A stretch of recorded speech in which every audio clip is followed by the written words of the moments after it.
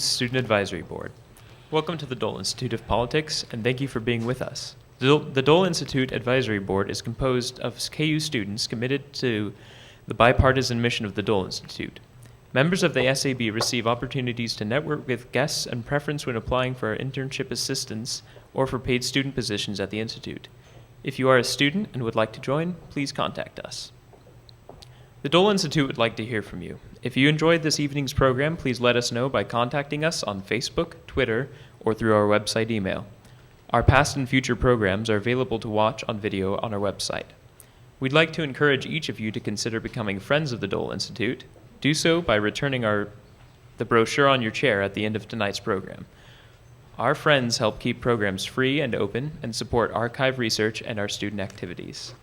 I'd like to remind you to please turn off your cell phones. After the interview, we will have time for questions and answers. If you have a question, raise your hand and a student helper will come to you.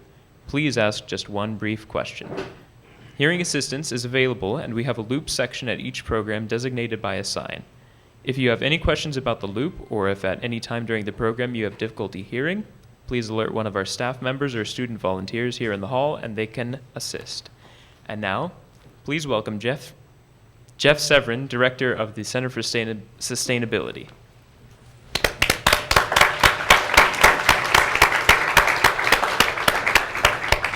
Thank you very much. Good evening and welcome to the Dole Institute of Politics. As you said, I'm Jeff Severin. I'm the Director of the Center for Sustainability here at KU, as well as the Vice President for KU Fights Hunger. Before I introduce our guests tonight, I'd like to draw your attention to a few upcoming events here at the Dole Institute that are listed on the program, including the Constitution Day program on October 21st, focusing on same-sex marriage, and a look at the competitive Kansas elections on October 26th. I also want to thank all of the partners who are making tonight's event possible. That includes the Office of Multicultural Affairs, the International Center for Ethics in Business, and the Office of the Provost through the Bold Aspirations lecture series. We also have quite a few co-sponsors for the event tonight, which include KU Fights Hunger, the Emily Taylor Center for Women and Gender Equity, and the Center for Community Outreach. It's a real honor for me to have the opportunity to introduce our guests tonight. Tanya Fields is a food justice activist, educator, urban farmer, food blogger, and the founder and executive director of the Black Project. From turning underdeveloped land in the South Bronx into urban farms, to converting an old bus into a solar and bio-fueled mobile market that brings fresh, affordable produce to neighborhoods that are disconnected from this very basic necessity. Fields is revolutionizing low-income neighborhoods in one of the most poor congressional districts in the country. Her work isn't just about providing a source of food, though, but about nurturing new opportunities that help underserved women build community, gain new skills, and rise out of poverty to sustain their families. Of course, you'll learn a lot more about our guest this evening as she's interviewed by Dole Institute Director Bill Lacey.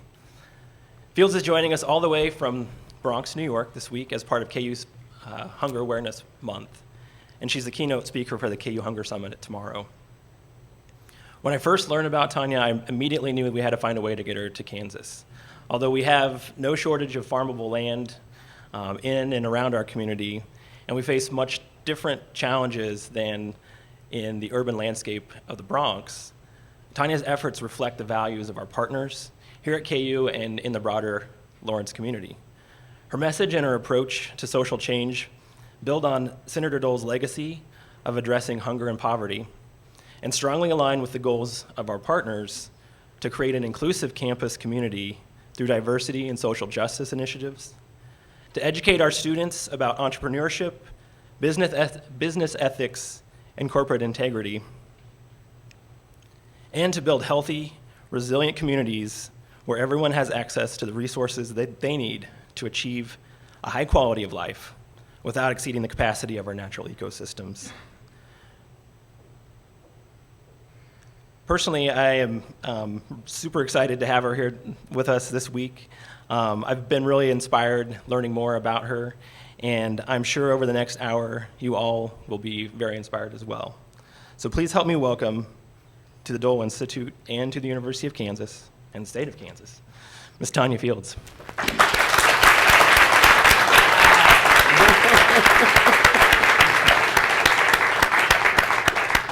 Tanya's #1 fan is sitting right here. So, yeah, absolutely. Tanya, welcome to the Dole Institute. Thank KU. you. It's great to have you here tonight. Thank you. Let's start with talk a little bit about your background, your upbringing, your education, and kind of your earlier years. Gosh, how much time do we have again? Take your time. First, the irony of, being in a place, named after Bob Dole, and I probably consider myself a very radical, feminist, slightly militant black woman who, when Bob Dole ran for president, found myself very much at odds with a lot of those tenets. But being here to actually be in this space to talk about that is it's very ironic for me. And I say that to say that several years ago, when I first started my journey, I would not, under any circumstances, be thinking that people would be getting together to come and learn from me, or to ask me questions, or to value anything that I had to say. Because as a black woman who was a young mother, in a place like the Bronx, which is always touted as the poorest congressional district in the country, and I really wish we could start reframing that as one of the most resilient congressional districts in the country. It has been a very tenuous and seemingly tricky space to navigate. I probably would say, for me, I don't know how far to go back. I grew up in Harlem before Harlem was. I don't know if anybody here is from New York and sort of knows the history of the communities there. I grew up in Harlem when it was not thought of as a great place to live. I remember very specifically having neighborhoods that we couldn't go to, like the Polo Grounds. I remember very specifically my father being very protective about where we went, and very much like if we went outside to play, you had to stay in front of the building. Definitely by the time the street lights were getting ready to come on, you had to be upstairs.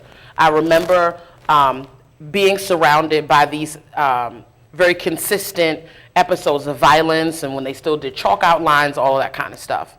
And I remember when it came time for me to be, and I remember this is sort of my earliest memories. I don't ever really remember a time when that wasn't present in our community. But I didn't necessarily feel unsafe, which is very interesting. You start to normalize that. And I remember when it came time for me to go to school, having a very different scenario, because this was the time where there was very little interest in fixing schools. I don't know if I think there's still very little interest in fixing schools now. But instead, the answer was that kids who were lucky enough in my community could get bused into more affluent neighborhoods. And so I found myself on the Upper West Side, a very affluent neighborhood, going to a public school surrounded by children who reflected that community, also surrounded by children who reflected my community. And so it was this very sort of polar dynamic. And so I remember growing up, most of my life thinking that black folks were one monolithic group of people. The majority of us came from bad neighborhoods. The majority of us were looking to escape. The majority of us were working class or low income. And that's how I saw myself. And then I went to a historically black college. And it was it was in Maryland, and go-go music was really big, and it was like do the right thing, and it was absolutely amazing, and I got to see this full spectrum of the black experience. I got to see kids who were Jack and Jill, who could tell you that they were the descendants of free people, free men, and who came from very affluent places. I got to meet what I like to call sort of like the crunchy granola kids who would talk to me about Western Africa and wore beads and smelled like incense. And there was this full array of experience for me to explore. And for the first time, I knew what it felt like to be proud to be black.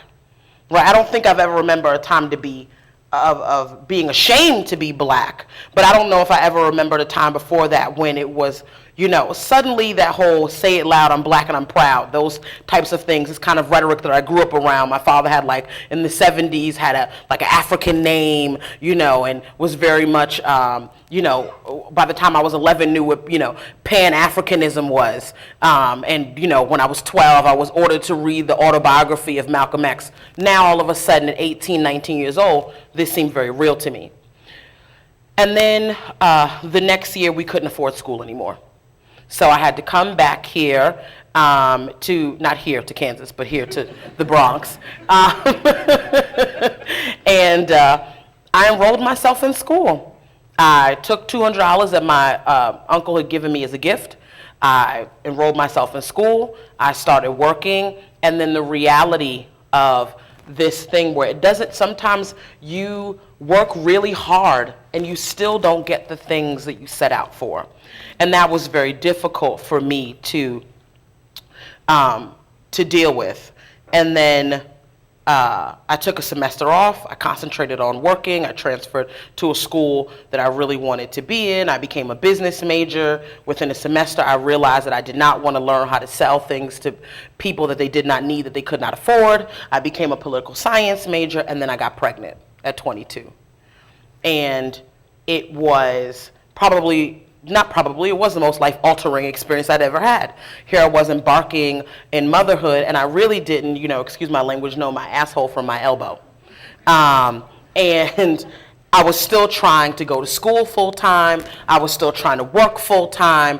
And the world suddenly seemed like a very scary place for me. And I was experiencing it in a very different way.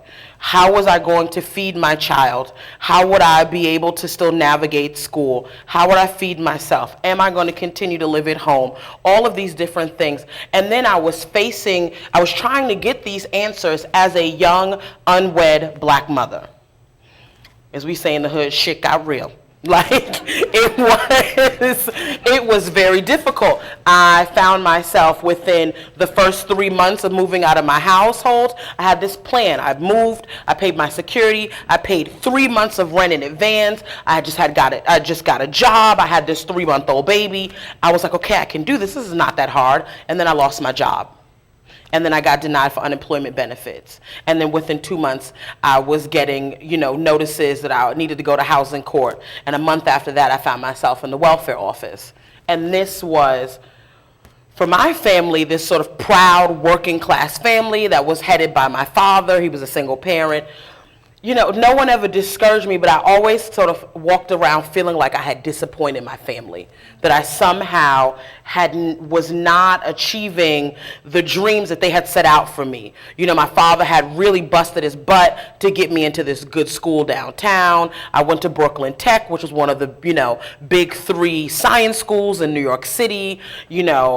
I was on, I was being solicited by the Honor Society at Baruch, and then I went and got knocked up, and the whole world was different for me. And so for about 4 years, I found myself in this very sort of angry and stagnant place, sort of running from job to job and sort of fluctuating between, these jobs that I really didn't enjoy, that didn't use my skills, and welfare. And it was like, as a low-income person or as a working class person, it's like it does not take a very long time. It's like you're one paycheck away from a crisis. And once you get into that crisis, you will spend months or sometimes years trying to get back to just keeping your head above water. And that's where I found myself. And I was very angry. And I was working in the corporate arena around that time. And I had a second child, and my partner had moved in with me at the time. And neither one of us knew what we were doing. We were very young. We didn't have the skills to try to raise a family together, or to communicate, or even know if we belonged together. We just had these kids, and we were trying to do the best that we could. And in the periphery, in a larger, sort of a broader landscape, as far as I was concerned, George Bush was mucking up everything. We were invading Afghanistan, and I just felt antsy. I felt like there was this fire in the pit of my belly. like it was a physical feeling. This idea of like the angry woman, the angry black woman. Yeah, that was probably me. I was kind of like, my friends in Baltimore, we say marinate. My friends in Baltimore, they say marinate. I was kind of marinating, just waiting for something to happen for me, and being anxious and being in the corporate sector, feeling like my skills were not being properly utilized. In fact, I felt like I was being penalized for being smart. I was being penalized for being outspoken. And I was watching my young white female counterparts being encouraged to be outspoken, being encouraged to be innovative. And then I was so naive, I was like walking around showing pictures of my kids to people. And inevitably this would always happen. So what does your husband do? Well, I'm not married. Oh, okay. And then it'd be like, so who keeps your kids? And I'm saying to myself, well, that's a very bizarre question. Do you think I left them home by themselves with Lunchables? Like, they have childcare the way any child would have childcare. But, it was bizarre to me at that time because I didn't have the language or the analysis to understand what was happening to me. And so I sort of felt like I was in this perpetual victimhood. And I wanted to liberate myself from that. I just didn't know what to do about that. How did you discover your passion? By accident. Tell us about it. Totally by accident. That's exactly what I was getting to. So I went to, about 4 years into living in this neighborhood, I realized I didn't know my neighborhood at all. I moved to the Bronx with a lot of the same preconceived notions that a lot of people have. That it's dirty, it's violent, that there aren't very good resources. And when I got there, there wasn't necessarily, ostensibly, there wasn't very much to dissuade me from that. And I remember getting ready to enroll my eldest daughter into school, and I walked over to her school, and then I suddenly just said to myself, I think I'm going to take a walk because my child is getting ready to go to school here, and I absolutely don't know anything about my neighborhood. And so I walked down Intervale Avenue, and halfway down, I come upon this storefront with these huge windows. The storefront probably runs from about here down to there, and it's just all windows. And they had all this just dusty paper just taped to the window about, anarchist theory and, communist theory, and then stuff about working mothers and job postings. And the door was open, and right above it, there's this big sign that says Madres en Movimiento, which, in Spanish, if you translate it literally, is mothers in movement. So, but, they call it mothers on the move. And I'm saying to myself, well, I'm a mother, I'm currently moving. Maybe this place is talking to me. It felt very kismet. I was standing there staring at the sign like, oh, but I didn't know what to do. I didn't know how to walk through that door because what would I say, And Wanda Salomon, who was the executive director and still is now a very dear friend of mine and comrade, was sitting at the front table, which now that I know her, she almost never does. But that day, she's sitting at the front table. She's not buried somewhere in her office trying to avoid the rest of us. And I stood there probably for about 5 minutes. I'd look at the papers, I kind of walk, and then I come back. And Wanda is if you think I'm an imposing woman, you have to meet Wanda. And so Wanda comes to the door. She's got her hands in her pocket, which also, in terms of body language, again, can, make someone feel very uneasy. And she said, why are you standing here? And I said, I don't know. She said, well, you want to come in? But the way she said it didn't seem like she was asking me. It seemed like if I had said no, there would be a problem. So I walked in and I sat down, and she asked me if I wanted a coffee or a water, and she says, she started to tell me about the mission of Mothers on the Move and how they had been around for 15 years. And they started out as an education organization. And through education, they started to realize all these other issues that affected education in our communities. And so they were very campaign-based. And they were very much an organization that was about teach a woman to fish, right? We don't do service-based stuff here. We do action-oriented grassroots organizing. So I was like, tell me more. And she says to me, tell me what you think about this neighborhood. How long have you been living here? Oh, I was off. I could name a laundry list of things that I thought was wrong with my neighborhood. And then she says to me, okay, well, what are you going to do about it? And she was not patronizing me. She wasn't teasing me. She wasn't being condescending. She said it almost like a leading question, right? Like, I might have something to offer you. So I said, I don't know what I'm going to do about it, but I know I'd like to do something. And she said, well, I've got some good news and I've got some bad news. The bad news is that everything you said is absolutely right. You're not crazy. The good news is that there is a language that you need to learn in order to effectively articulate what's happening and for you to organize and fight around what's happening. And we can help you with that. And it's not going to take, you won't fix the world, right? But maybe you can help fix a small part of it that you live in. And she started telling me about all of these different environmental issues in the community, all these different types of things, and the campaign they were working on. Well, she had me at hello. I remember I was in my last semester of classes right before graduation. I dropped my chemistry class so that I could come to the meetings, and within 3 months, I was already doing press conferences on City Hall. I was organizing, I was writing articles. I found it, and I knew this is what I wanted to do with my life. And I knew that with these 2 children and working in the corporate arena and doing this, which really took up so much of my time and my passion, that I couldn't do them both and sustain myself. So I met an activist. She considered herself an activist at the time. Some people might be familiar with her. Her name is Majora Carter. And I met her on a campaign that we were working on.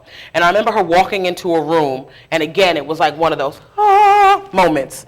Here comes this black woman. She had locks like me, you know, she had this great laugh, and she talked about how she just saw issues in her community, and she just figured, she just had this novel idea. I'll just try to figure out how to fix them. She was the first to say to me, you may not have a lot of money, but you have other things, right, that your neighbors don't have that you can share with them. You have educational capital. You have social capital. You have professional capital, right? It may not pay your phone bill, but it certainly will help you do other things in your community. And what you've got to do is figure out how to do that. So I remember somehow I figured out a way to get her cell phone number. And it was almost like I was like a high school girl. I would call, like I'd block my number, and I'd call, and she'd pick up, and I'd breathe on the telephone, and then I hang up. Or I'd dial every number but the last one, and then hang up. And I remember I called one time, and she picked up, she said, hello, and it just caught me off guard. And I said, hello, and she sounded so upset. And I said, oh, this is Tanya. And she said, Tanya? I said, Tanya Fields, I met your mother's move. She said, oh, I'm sorry. Someone's been calling me lately and hanging. And I was like, and, you know, I said to her, I just blurted it out. I said, I'm sorry to bother you. I know you're probably really busy, but you inspire me. And I just told her like the Cliff Notes version of my whole life. I said, I know you don't know me, but I have all this passion. I want to do this work. I think I'm smart enough to do it. If you know of anyone who's hiring, can I ask you to give me a recommendation? And I remember her laughing and her saying, well, we're looking for an outreach coordinator. You seem to be pretty bold. Why don't you come in and interview? 3 months later, I was working at Sustainable South Bronx, and that was it. I was in it. I remember happily, walking into my corporate job and being like, I'm not gonna be here next year because I got a new job. It was kind of like, I don't know if everyone ever seen that movie Half Baked, where he gets fired and he's F you, F you, F you, we cool, F you. That totally had that kind of moment, right? I was like, and that was it. I was at Sustainable South Bronx.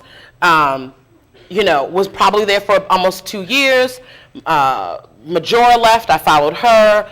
Really started to have some differences in the way that I want to do the work. I really was very interested in food. I had been talking about food for a while. I had not heard the term food justice, but I knew that I had a daughter who was severely asthmatic. Food was a real trigger for her. What does that term food justice mean to you, Tanya? Oh, I don't know. It really depends on the day, because I think and it depends on the neighborhood, and it depends on the people. I don't think there's a one-size-fits-all for food justice. I think we keep trying to give it a one-size-fits-all definition. And to be quite honest with you, I'm not as interested in food justice as I am in food sovereignty. And there's Talk about that. That's very different. Food justice says you should have the right to have access to food and feed your family, stuff that won't kill you.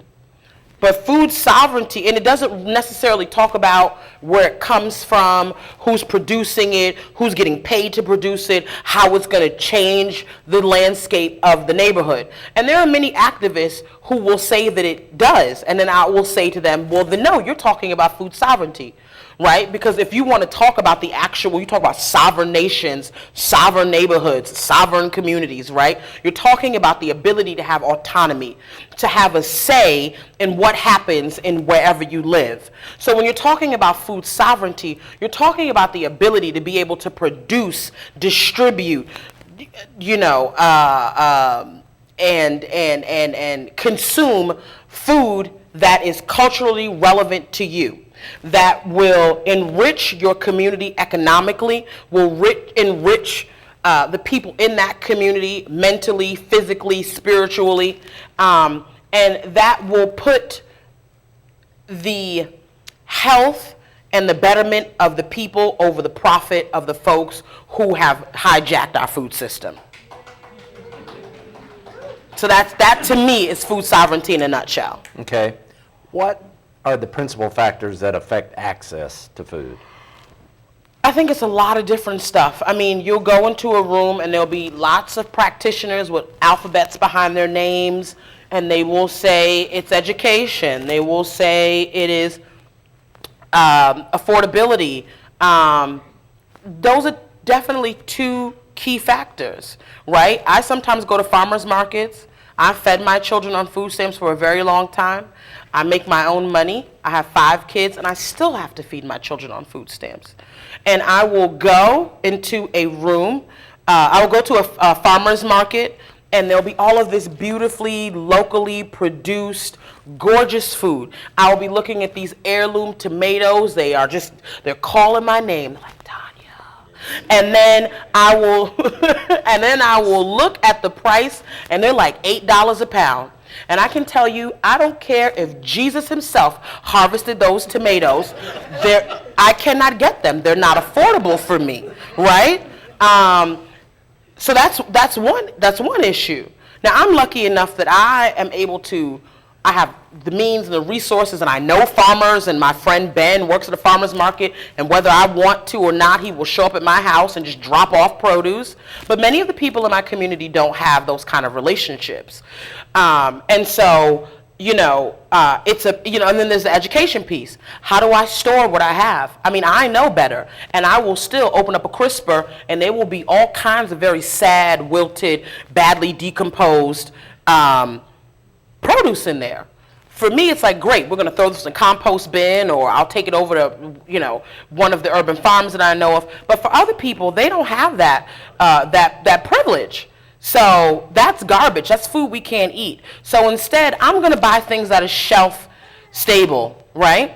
But then there's a piece that we don't talk about when we talk about access, and when we talk about people's ability to want, to desire this type of food in their home. And it's not that they don't want to. You're never going to meet a mother who says, I don't want healthy kids. It does not matter if she feeds her kids Chinese food and McDonald's every night. She's still never going to tell you, I don't want healthy children. They're all doing the best that they can. You've got to meet people where they are. We as practitioners have to let go of our ego and our own narratives and understand and really be compassionate as to where people are. I mean, we challenge folks. We should absolutely challenge people, but we've got to think about the language and the way and the disposition in which we challenge people. I think unless you have shared in that narrative, unless you've walked down that road, I think there are 2 key pieces that get lost. There's a psychological piece, right? Sugar and salt stimulate the same parts of the brain that cocaine and heroin do. It's just that simple. And if you have lived in a community in which you are exposed ad nauseum to sugar and salt, you will become addicted to sugar and salt. It tastes good. It makes you feel good. And if you worked at a job that you dislike, if you don't have a job, if you are in some sort of, if you are facing many of the issues that people in communities like mine face, you don't want a salad. A salad is not doing it for you. Quinoa is not sexy. A hamburger tastes good and it made you feel good. Right? So there's that psychological piece. There's also part of that, the palate piece. One of the things when I'm doing cooking demos, I'm always trying to think about ways in which I can do what I call palate re-education. My dad got hypertension when I was probably about 13 years old. Before that, we had always eaten vegetables out of a can. Canned corn, canned string beans. I thought string beans supposed to be salty and like mushy, right? And then he got hypertension, and it was his life we were talking about. And suddenly, literally overnight, after that we never saw another can of vegetables. Everything was fresh or frozen, right? And it probably took me 2 years before I started to enjoy the taste of what my father put on my plate. I mean, there were all out. I remember one time he told me he had not bought butter for the baked potato. And he handed me some Mrs. Dash. And I was like 15, and I sat at the table and I cried. I'm talking big crocodile tears. I was like, I hate this family. Why can't I have butter? This is so messed up. And my father was like, are you out of your effing mind? I was like, I am, because I'm tired of eating this stuff. It was difficult. Everything that I had liked was now challenged. And you hand me this bland ass Mrs. Dash, give me the salt and give me the butter, right? This is what I wanted. And so we don't think about that. We come, and I'm guilty of this. I remember first starting this, and I'm doing, even in my own household, I will make salads. I was talking about this at table, and I'm making like salads with arugula and gorgonzola cheese and walnuts. And my kids are like, what is this? Right? Like, you know, and so you come to a community that may not necessarily, I live in a community that's mostly Hispanic. So arugula, if they know what it is probably not called arugula in Spanish. And then I'm just heaping all this stuff on them. It's not culturally relevant. It's too soon, too fast, and it doesn't acknowledge their own sort of culinary and cultural narratives. And so I think we oftentimes, when we talk about this, we look at it from a very sort of public health disparity place, and we don't always look at it from a real human being place. Food is intensely personal for people. Talk a little bit about, and you referenced this a few minutes ago, but talk about making that shift from being, part of a corporate life to being an activist. Was meeting those individuals you talked about before the main reason behind that? I'm sorry, say that. I'm saying you talked a few minutes ago about making the shift from kind of the corporate scene to being an activist, and you kind of explained that. What inspired you to go and make those changes? There was it didn't come from a place of altruism. It came from a place of self-preservation and survival. It came from a place of survival for my children. I was gaining more and more weight. I'm probably about 35 pounds lighter than I was, a couple years ago. But I'm still probably about 50 pounds heavier than I was when I moved into the community. And I found myself now unable to get up the stairs without breaking a sweat and breathing heavy. And then I think the icing on the cake for me was when I had this child who, by the time she was 1, had been hospitalized 3 times and was now being diagnosed with moderate to severe, what they call moderate and persistent asthma, chronic asthma. And we're learning a lot more about asthma now than we did. Before it was like it's a respiratory issue, and that was it. But now we're realizing that it's a much more full disease, right, or condition. So she has a ton of allergies that are always evolving, right? This year she's got more allergies than she did last year. She's got skin issues. She's got environmental allergies. And so here I was like, well, I can't do anything about the environment right now because I can't afford to move us. And I can't take away the asthma. But I started reading about all this stuff around different types of foods that could alleviate, reading about apples, that old age adage, an apple a day keeps a doctor away.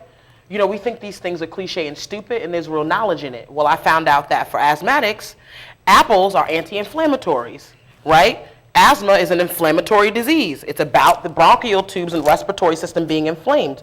Well, if you eat apples or if you drink, sort of organic, no sugar added apple juice, the anti-inflammatories will actually help as a natural way to keep the bronchial tubes open. See? I just Had taught no you something. clue. Yeah, you sure did. Change your life. I'm telling you. So I'm reading about but I'm also reading about other things that are inflammatories. Spinach, love spinach. Spinach is an inflammatory, right? So I'm trying to navigate all of these weird food things that I know about, right? So I'm thinking about food from a perspective of wanting high quality food because I'm a bit of a food snob. Then I'm thinking about food as medicine, right? All of these different things. And even now, I've been doing this work for 4 years, and I wouldn't say I'm an expert, right? I know lots of these things. Practicing them can be very difficult on a day-to-day basis. And so I was trying to navigate this and then trying very hard to make these things reality in my home. But here I am with 2 small children. I'm working a full-time job, just starting a new career. I don't have a car, and I go into my local grocery store, and the grocery store is better than it was now because of people like me. But back then it wasn't very great, and it's really nothing to call home about now. You looking at broccoli that's $2.50 a bunch, and it's wearing this lovely blue fur coat. You're getting tomatoes that don't have a taste, that are kind of mealy. And if you don't use them within maybe 2 days, they just fall apart on you, and they're garbage. And so this was frustrating for me. And I'm thinking to myself, there's got to be some different ways to do this. And I would get on a train and lug these 2 kids, one in a stroller, one in a backpack, right, and a purse, with my books and my laptop. And I'd go to Fairway, and I'd go to Trader Joe's, and every once in a while I'd go to Whole Foods. And it became, it was not manageable. And I said to myself, this is not right. I have less than all of these people whose neighborhoods I'm infiltrating to buy groceries, but I've got to work 3 times harder to get this. And the impact of not having this for my family is 10 times worse. And it made it just on a human level, I couldn't, and I still don't really have like a really articulate way of expressing it other than sort of like a, insolent kid. This is not fair. That was it. That was the beginning and the end of it for me. This is not fair. And I've got to figure out a way to make it fair for myself and fair for the people in my community who are also going through this. And so I started to look at my community not so much from a deficit perspective, but looking at those deficits as possible assets. Okay, great. I don't live on the Upper West Side. All the real estate on the Upper West Side is taken up. There are lots of abandoned lots up here. We can do some raised beds. We can grow some food. I was very naive in the beginning. It was like a Hallmark movie in my head, right? There was like a montage of me all over the Bronx, and the music would swell, and I'd be working with little children in these abandoned lots where we'd be planting sunflowers and squash and pumpkins. And then, I'd be honored at like a local block party for like changing the landscape of the Bronx and feeding all of these people in the South Bronx. It didn't really work out that way. One, I found out there were already lots of people, part of that montage, who were doing that. Folks like Karen Washington, who had been working in the Bronx for 25 years, who helped put the fires out when Howard Cosell said the Bronx was burning and it literally was burning. People like Karen stuck around, put the fires out, and they were doing this before it was sexy or was called urban farming. I met these people, I started to learn from them, right? And then I started to learn about the actual politics of how my city worked and why these types of things were so difficult for people. Real estate is king in New York, even in neighborhoods that other people look at as crappy. I ended up in Harlem by way of gentrification, and so it was a real learning experience for me. And so I started out breaking into empty lots and planting sunflowers and like trees, and then the cops started coming after me. And I remember the councilwoman calling me saying, please don't break into any more lots. I don't want to get another phone call about you. Let me help you.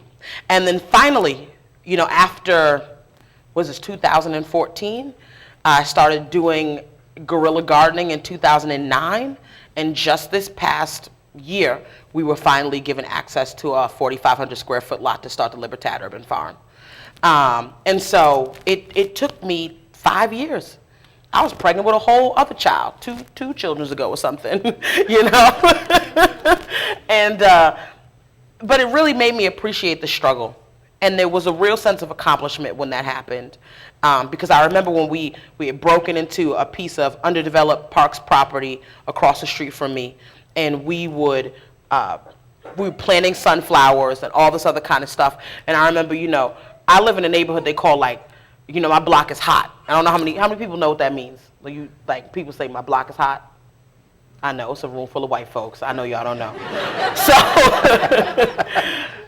that basically means it's a lot of drug activity, right? So when I was living there, a lot of dope boys, and that's exactly what it is. These young men, for whatever their journey was, they felt like this was the path they were going to take. It didn't always necessarily fit. Now I had more of a keen awareness of, I'm this weird space where it's like, I'm not afraid of my neighbors, but I know I need to be cautious because the isms and the pathology that has gotten us here, it kind of implodes, right? We don't go into somebody else's neighborhood and mess it up because we're mad at what the world has done to us. We turn our neighbors and we mess with our neighbors because we're mad at what the world has done to us. And those guys would come over, these guys who I would see and kind of be like, okay, not necessarily who I'm going to go hang out and have a cup of coffee with, would come over. And I remember this one time I'm in there and I'm like 8 months pregnant. I've got on this stupid, goofy gardening hat and I'm on my knees and it's hot. And I'm saying to myself, why the hell are you doing this? And I look over and there's like this size 11 pair of suede Timbs. And I slowly look up and it's like, he's like mean mugging me. He's like, so you over here planting, Ma? And I was like, oh, God. I was like, yeah. He was like, good. Somebody need to. If you ever need anything, let me know. Me and my boys come through. We help you lay it down. And sure enough, the next time, that's exactly what he said to me. I remember that. I didn't know whether to be like turned on or afraid or it was. And I remember that next Saturday, that gentleman came out with like his scruffy pair of Timbs on, and he got out there with me. We didn't say a whole lot to each other. I didn't have a lot to say to him. I didn't know how to make conversation. I don't think he didn't use it as an opportunity to hit on me. I don't think he knew what to say. But for an hour, we were in the dirt together, passing tools, planting sunflowers, pulling weeds, and repairing marigolds. That's it. I don't have to say anything to him. We're building community. That was like the most special thing. And then 3 weeks later, the Parks Department came in and raised the whole thing. And I stood there and I cried. I wept like a baby. And I remember keenly saying to myself, this is why some of us cannot continue to do the work. Because you've got to be resilient. You've got to take a licking and keep on ticking. And everybody's threshold is different. You've got to be willing to get your ass kicked day in and day out and still get up and keep doing the work, knowing that there will be one day where your ass won't get kicked, but you'll kick ass, right? And that's just what I kept saying to myself. I had to get to a point where I had to say, I've got this vision in my head that I see for myself, for my community, but I've just got to ground myself in doing this work one day at a time, and just looking at every one of those small victories as a huge accomplishment. Much of your work, Tanya, involves focusing on women of color. What can we do, what can society do to get more women of color engaged in community and public service, and kind of taking the role that you're taking? Let women of color build community. That's it. I mean, stop beating on women of color, right? I feel like as a black woman, we get beat by everybody. We get beat by white men. We get condescended by white women. We get beat up by black men. And I mean that in a very broad way. I was talking to Cody at the dinner table. He said that he had become familiar with me and as black women, we beat on each other. He'd become familiar with me with what I call Melissa Gate.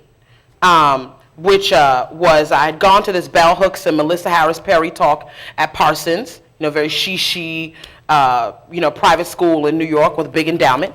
And I was there and I was excited. I really love Melissa Harris Perry. I was on her show a couple months earlier, and Bell Hooks is someone I've long admired. And I did not know that it was being live streamed to all of anyone who wanted to watch it. My girlfriend had called me the day before. She said, I'm going to go see Bell Hooks. Do you want to go see it? I said, sure, without ever looking up the event. So I step into this event not knowing anything other than who's going to be speaking.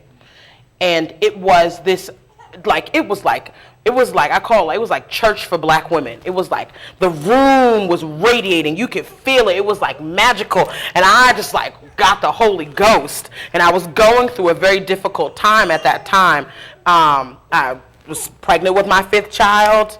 I wasn't entirely sure how I felt about it at that moment. It was not an easy, my relationship with my partner, who's here, was difficult and very unsure. And I remember Belle talking about the fullness of the black female experience and how she was very tired of this trope that we see where, black women are portrayed in the media as either the sassy black mammy type who's desexualized, tough to the point of almost being unable to feel empathy for her. Her role becomes to sort of be the mule, and her body is represented as battered and bruised, and that is the black female image that we celebrate. And I remember her talking about saying, when are we going to get our eat, pray, love? When are we going to talk about, the complexity and fullness of the black female experience? And I remember sitting there as this unmarried mother feeling Belle, what in the hell are you talking about? That's not my reality. That sounds like that's a lot of privilege of being this celebrated writer who can do residencies at all of these very, very rich, colleges attended mostly by white women.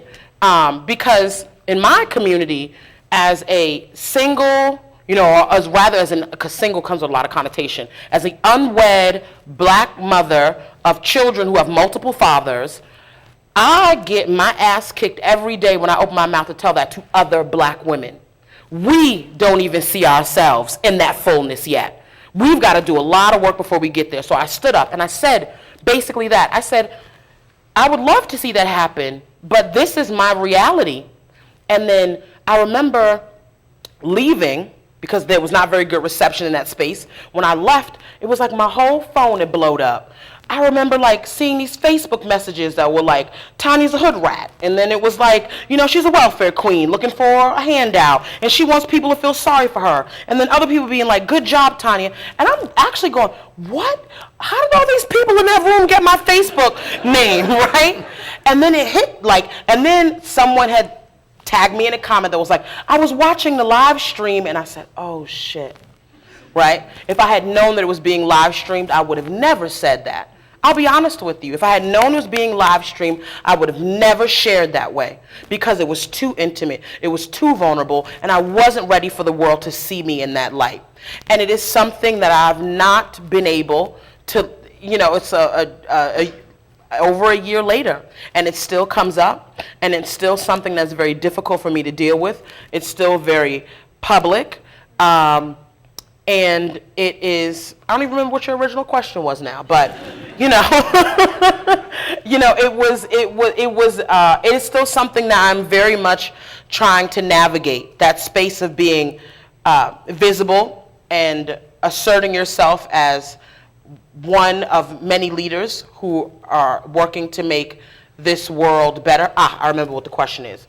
And then also being vulnerable enough to say, this is my narrative, and on occasion, and it's not about me doing like some martyrdom crap, but I do realize that I might need to be the sacrificial lamb so that I can make space for other women who do not have to justify whatever choices they make with their uterus, and understand that it is not mutually exclusive to the path that they want to take in life.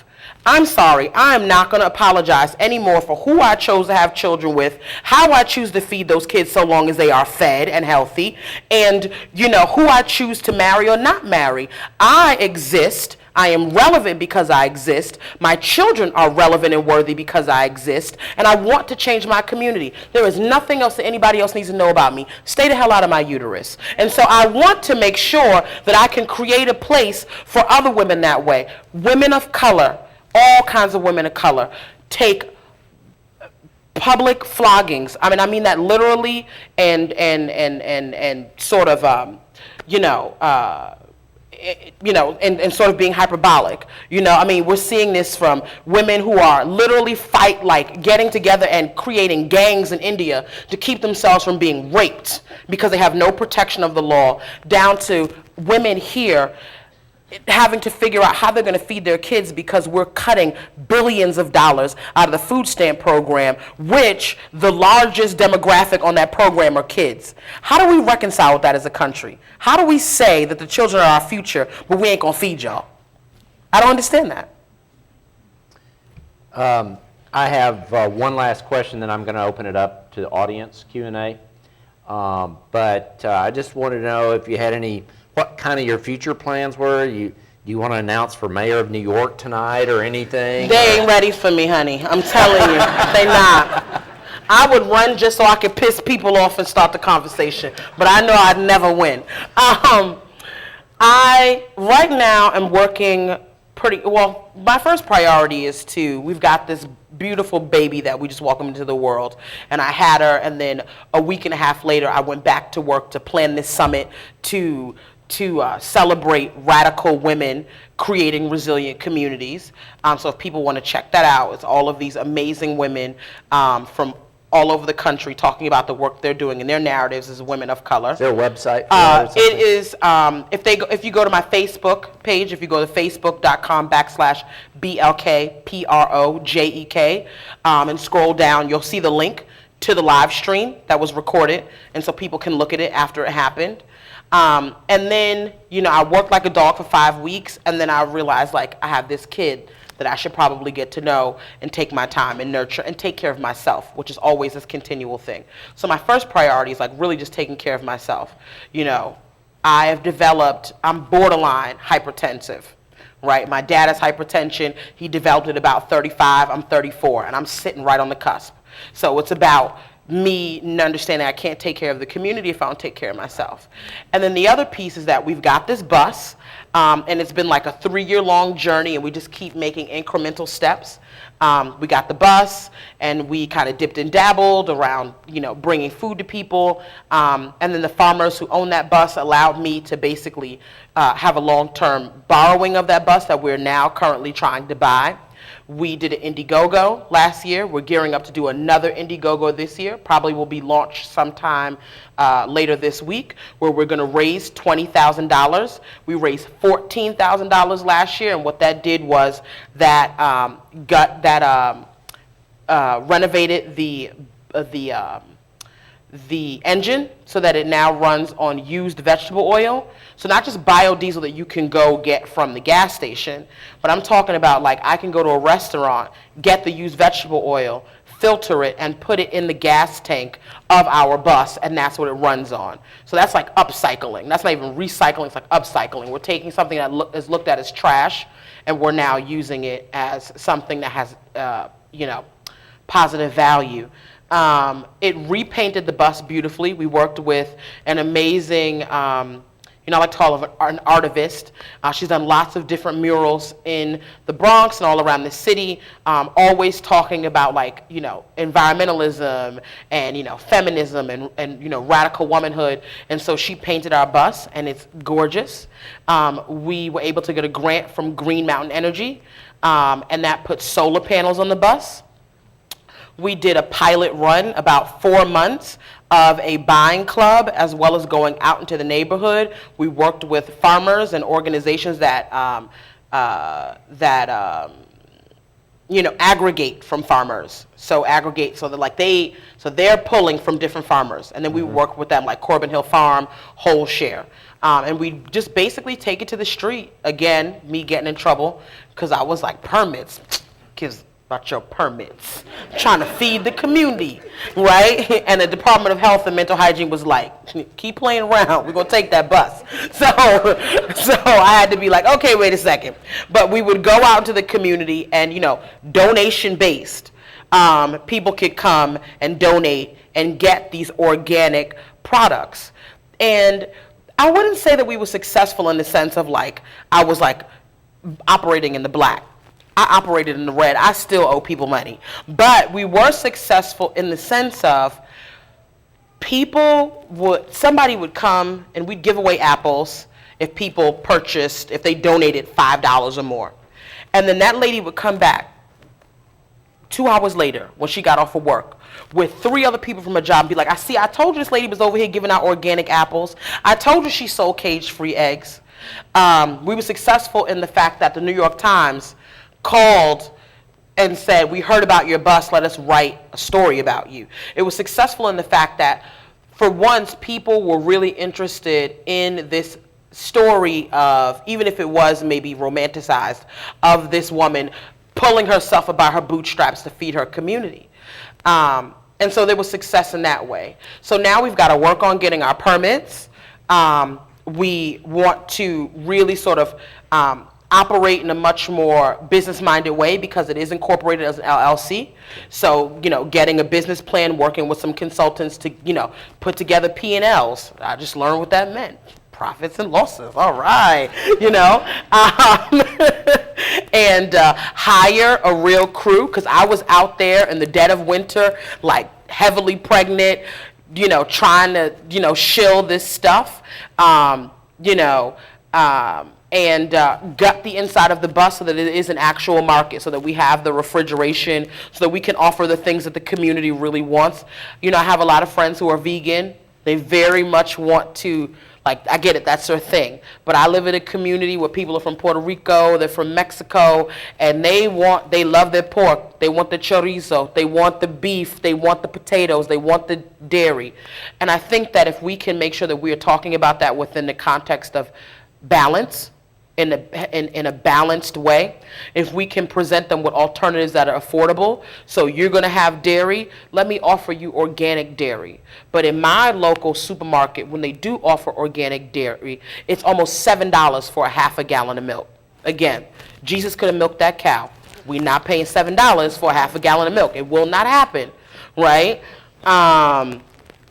Could have been, it's just not going to happen. So we want to work. So I'm starting to look at all of these different vendors. Like I was telling Kim on the drive here, I found this place called Heritage Foods. They actually source a lot of their humanely slaughtered, whatever that means, and humanely raised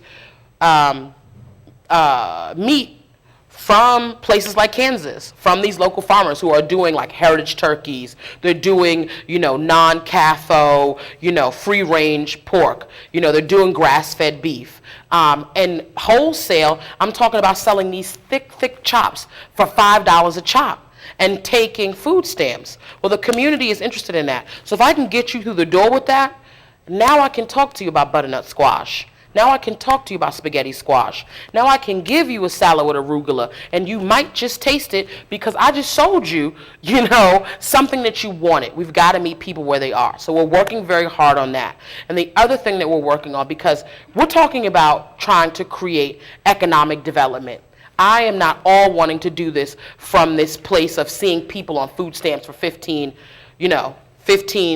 20 years, right, or cycles, right? I remember sitting in the food stamp office, and there would be like the mom there with her 18-year-old daughter who was pregnant or getting ready to have a baby, and she would be showing her how to fill out the application. She'd be telling her what to say.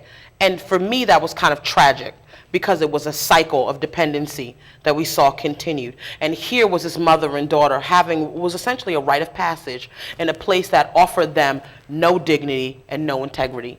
And we need to have better for our folks. And that's what food sovereignty is about. So we are going to turn this lot not into just like a community garden. And there is a lot of value in a community garden, but we're talking about working with Sustainable South Bronx for their BEST program, which is a workforce development program, using that program, hiring some of their alums to run this farm as an actual farm that will then distribute through the South Bronx mobile market. So you're talking about a vertically integrated approach, and this is how you start to build economic systems that can work for people. Okay, that's awesome. Let's do Q&A. If you would raise your hand if you have a question for Ms. Fields, and one of our students with a mic will come by. Don't be shy. Come on, students, raise your hand. There we go. We'll get you a mic in just a second.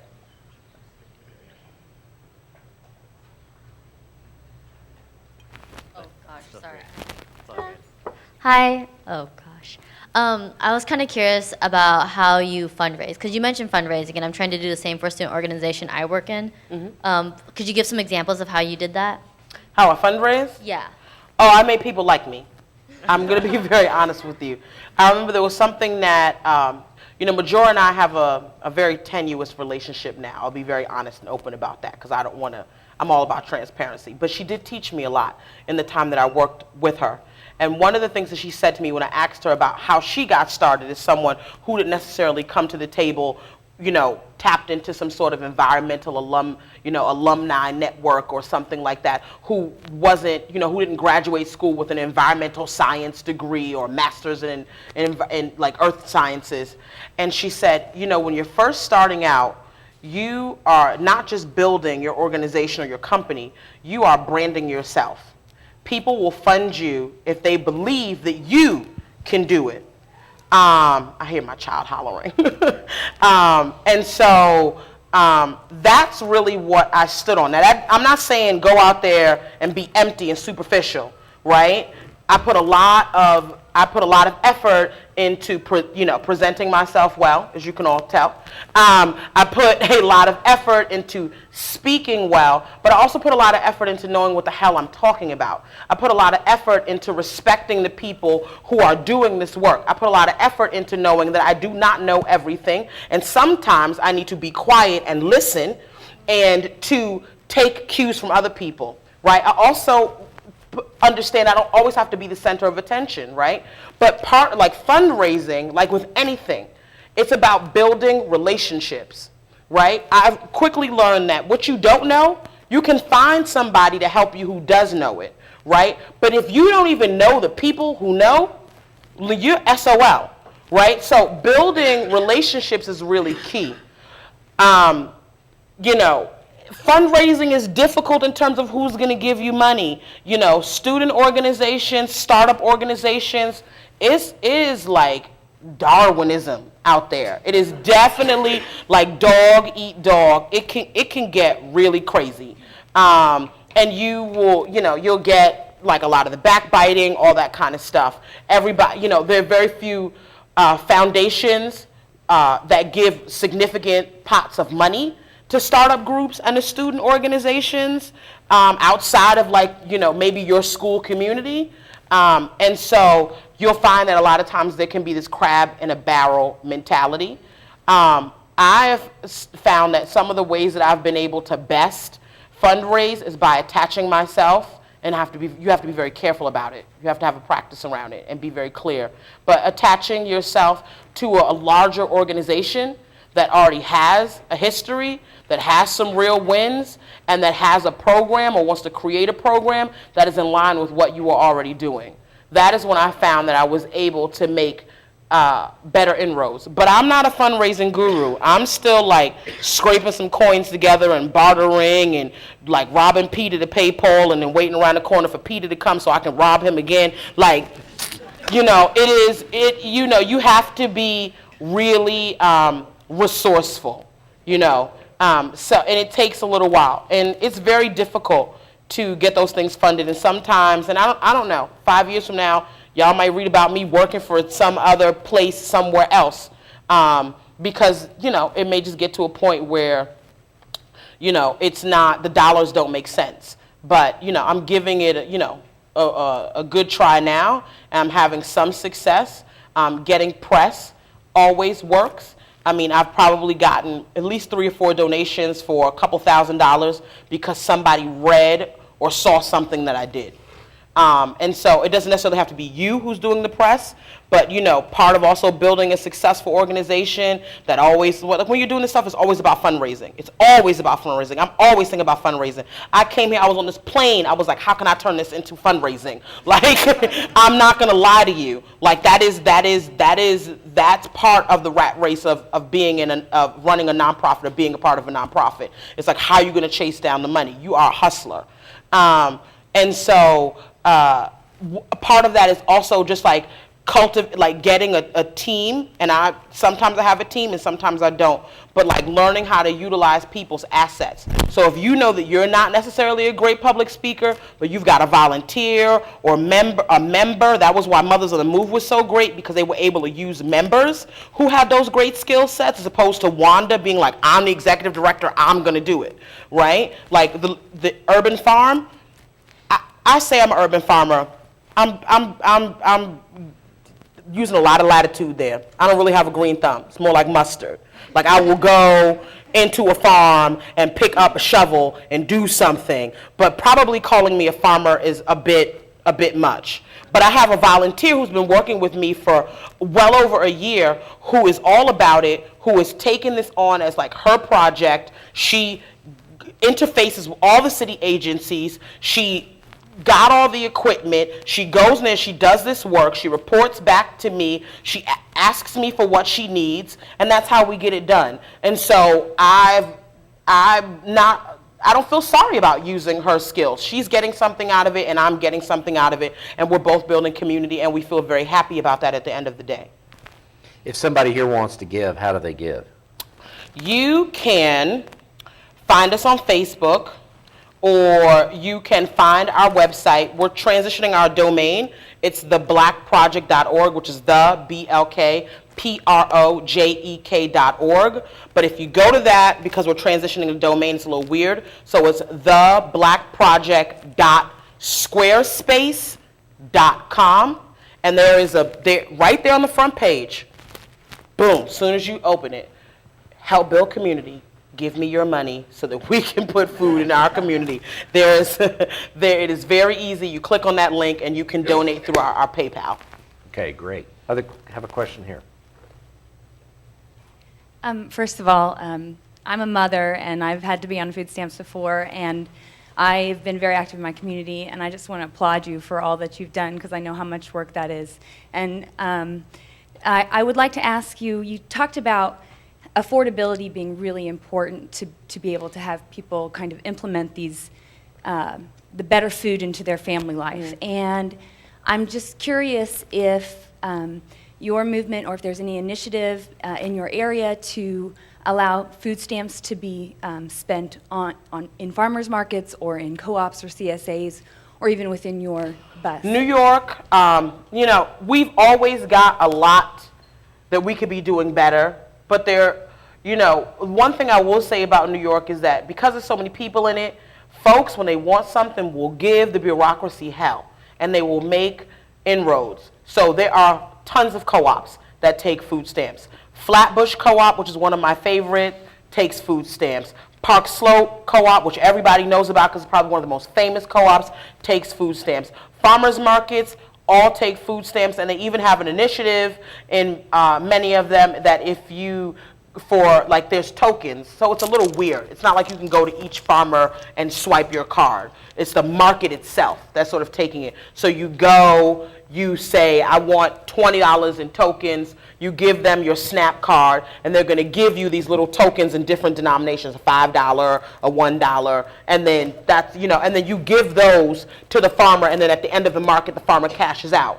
Well, they also got this thing now, they have they have the health bucks. So for certain demographics, like elderly folks, they work with different public health organizations, free clinics, low-cost clinics, called health bucks. These places will give these health bucks to folks, and for every, I think, $2 they spend at a farmer's market, they get $1, right? So it's incentivizing them going to a farmer's market. So that can help subsidize the cost of those beautiful heirloom tomatoes that might be $8 a pound. And also now some of the farmers, I'm not sure if they're still doing it, so please don't quote me, I have to do some research, but I know at one point, if you went to farmers markets and you used your EBT card, for every $2, they would give you a $1 token, right? So $20 now had the purchasing power of $30. And so they're definitely, and that was because people were saying there's a lot of punitive action that folks want to give to poor people and working class people on food stamps. We want to ban soda, which is not necessarily a bad thing theoretically, but there's something that just feels kind of icky about telling people, telling adults, once again, it's like reprimanding poor people, like, babysitting poor people. But this was something that was like, we're going to reward you for bringing healthier or fresher or higher quality food into your community, and for supporting local farmers. I've had experience working with rural farmers. The variables may look different, the results are quite the same. We think that they're rural, we're urban, there's worlds apart, and in some ways it is. But I'm looking at these local growers who are doing what they love, who are basically doing, God's work, to use that term. There's nothing to me more, I don't know what the word is, but like when you feed people, like when you literally grow something and bring it to folks so that they can eat, so they can nourish their families, like I just think like there's a special place in heaven for you, right? And I've dug up potatoes before. That shit is no joke. Like after doing that, having my fake eyelashes fall out, breaking my nails, I was like, oh no, this is not for Tanya, right? I have a newfound respect for that type of work. And so making sure that when we talk about the food system, we didn't talk about it tonight in my talk, but for me it's very important that while we are uplifting women of color, that we are also, I'm hoping that we also are cultivating and encouraging some of our young people of color to go into farming, because in New York State you see very few rural farmers of color. And also that we're also supporting the few local farmers, and local has become a much broad, local before was like 50 miles away, now local is like 200 miles away. In New York State, that no matter what they come from, what they look like, if they're growing food and they are willing to support urban communities by bringing that food into our community, we need to make sure that we're supporting them so they can continue to exist. Okay, we're going to take 2 more questions. We'll start back here. First of all, I wanted to thank you for coming here and telling all these stories. They really need to be told. It's great. One story that you told that really stood out to me was the guy who approached you in the garden as you were gardening and everything like that. I wanted to ask you to the alternative purpose of these community gardens, especially in impoverished communities. What do they do to discourage crime rate? And To discourage what? crime, and can that be a way to promote their use? It all depends. I was reading, I have a colleague named Daniel Bowman, who is like, I always say he's like a walking encyclopedia. Daniel will send me articles he found on like microfiche. I don't even know who uses that anymore, but like from like, 1959 or something. And I remember him like talking about one time in a class that I was taking, Just Food is an organization in New York that runs something called Farm School, and I was in that for a little while. We took a class together. He talked about how community gardens were being used as a way to gentrify communities. And in other communities like mine, community gardens were used as a way to encourage people to make positive change without further criminalizing them, right? So like, I don't want to see the dope boys in my community. I don't want to see another kid get shot. I don't want to be taking my kid out of my car and somebody's busting shots around the corner. And these are all things that have happened very recently in my community. But I have a real issue with calling the cops on people in my community, because the cops have a way of showing up and escalating issues. The cops will show up for a domestic violence issue and somebody will end up dead, right? And then just thinking about the history of relations of the police force and communities of color, I'm very hesitant to start calling the cops on folks. But I do know that we need some mechanisms for like self-policing, right? We do need some mechanisms for encouraging civic engagement and, political education and reconditioning that doesn't criminalize people and continue to make them feel subjugated. And so I think that the potential around urban farms and community gardens can do that. But that's not going to do it for everybody. Some people, they're not going to want to do that, and that's fine. So we also have to know that we're, in doing that work, that we're also supporting and making space for those other alternative arrangements and possibly using them as platforms for other things. So my vision for the Libertad Urban Farm is that, one of my criticisms of community gardens is that many times they can become very proprietary. There's like 6 people who have keys, and they go in there in my community. You might find them in there playing dominoes and drinking Malta, or maybe they're having, somebody's birthday party. But any other day, at any other hour when you walk past, it's closed, it's locked. You do not know how to get in touch with people. You do not know how to get involved. You feel very much left out. It doesn't feel like a space for you. Our vision is to have this space be open all the time. This is why we want to work with Sustainable South Bronx, right? So we use it as a launching pad so these folks can get workforce development experience that is going to help them build their resume. We hire some of the alumni to come in and manage the farm and be seen as the educators in their community. And then the other piece of that is that this space is always open. So even for the mother who does not want to come in and, plant sunflowers or harvest cucumbers, she can come in and she can read a book with her kid. Or there's a group of kids who want to come in and they can be in that space. And we use it as an opportunity to talk about pride in one community. You guys can come in here, y'all can't come in here and tear things up, right? How do you want to get involved? What does this space mean to you? It really is about allowing the community to use that space as a platform for other things that they can envision. And also working with other organizations who are also very much in line with that. I hope that answered your question. Okay. Okay, we have time for one last question right here. Hello, Tanya. Hi, Cody. I want to say thank you for being here and thank you for what you just did for us.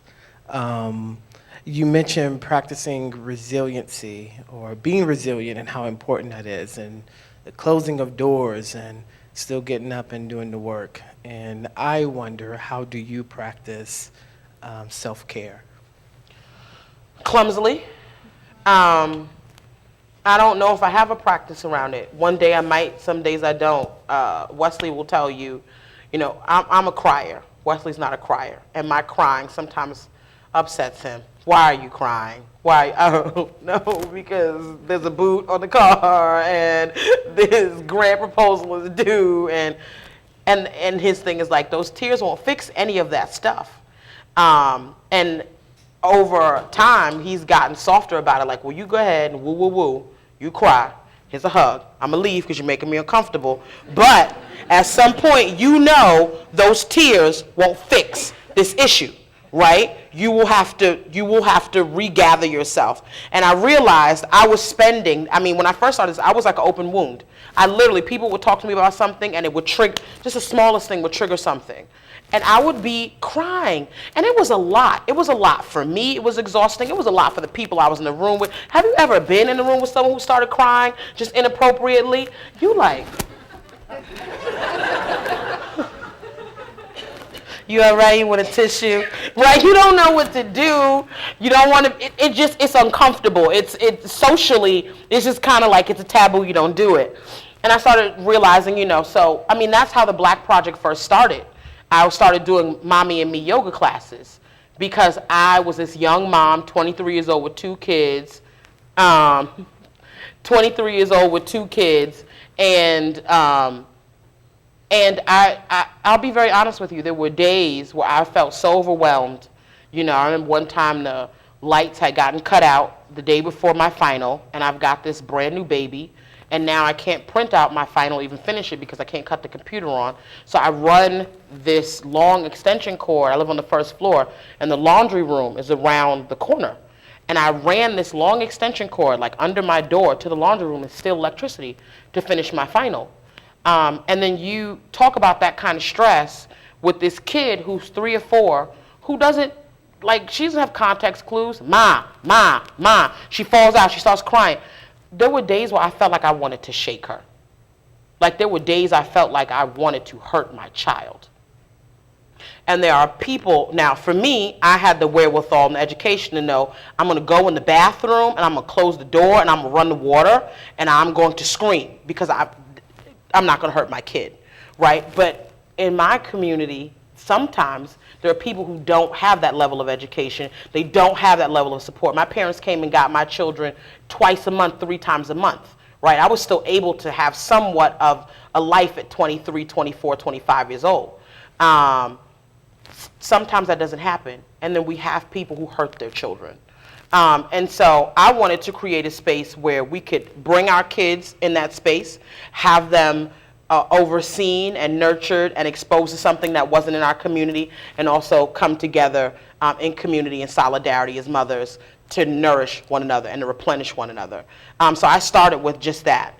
I've been trying to get back into the practice of meditating, but with 5 kids and me breastfeeding exclusively, that is a little difficult. Sometimes meditating is just remember to breathe very deeply for 10 seconds. And part of my self-care has been learning to say no. I still fall into the trappings of over-promising and sometimes under-delivering. And people do forgive me a lot because they're like, she has a basketball team of kids and this cannot be easy. But for my own, sort of my own compass, my own wanting to make sure that I'm present for people the same way they've been present for me, because I did not get here by myself. I've been put out and had people pass the hat for me. Like I said, I've had my lights cut off and my neighbor let me borrow electricity, until I can get them cut back on. I've had folks who have fed my kids and had us over for dinner. I've had people who have taken my kids so I can go just, go get a pedicure and have lunch, by myself and think, for a minute.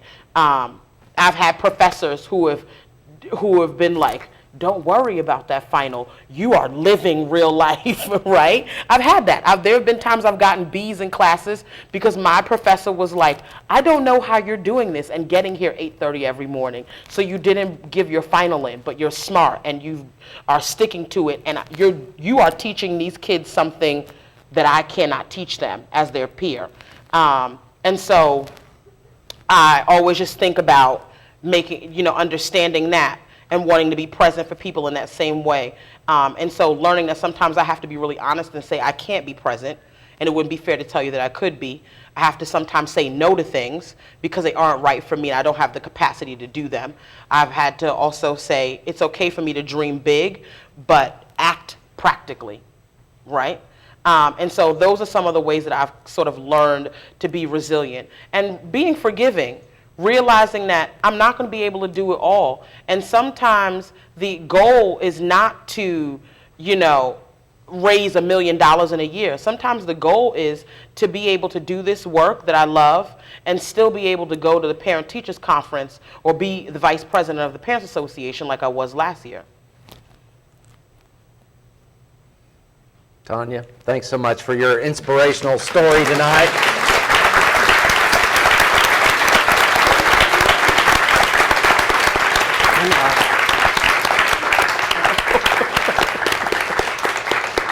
Thanks to our partners who helped us sponsor this program. Thanks to all of you for coming out. Hope to see you again sometime. Have a great evening.